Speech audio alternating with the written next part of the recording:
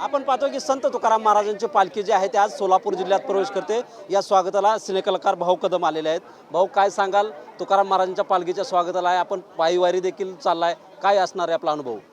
मला खूप बरं वाटते, कारण मी काल गाडी एवढी ट्रॅफिक होती, खूप अडकलो होतो आणि मंत्री गोरेसाहेब आले होते आणि ते स्वतः चालत होते। मग आम्ही उतरलो, आम्ही पण त्यांच्यावर चालत गेलो, म्हणजे 4 किलोमीटर मी चाललोच आहे।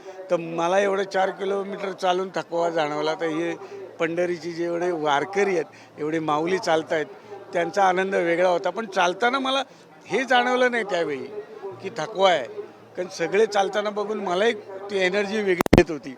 मला रात्री जाणवलं ते की अरे खूप थकल्यासारखं झालं, पण खरंच हे अप्रतिम आहे आणि खूप शिस्तबद्ध चाललं आहे, त्यामुळे खूप बरं वाटतं।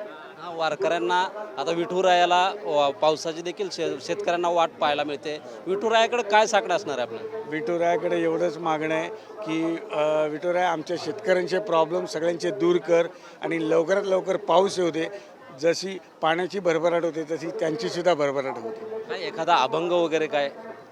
अभंग मला एकच माहिती आहे, विठू माऊली तू माऊली जगाची, माऊली तू मूर्ती विठ्ठलाची।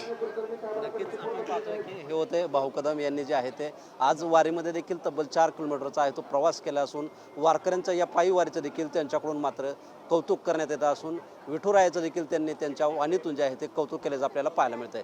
कॅमेरामन विकी चव्हाणसह शीतलकुमार मोठे, TV9 मराठी, अकलूज, सोलापूर।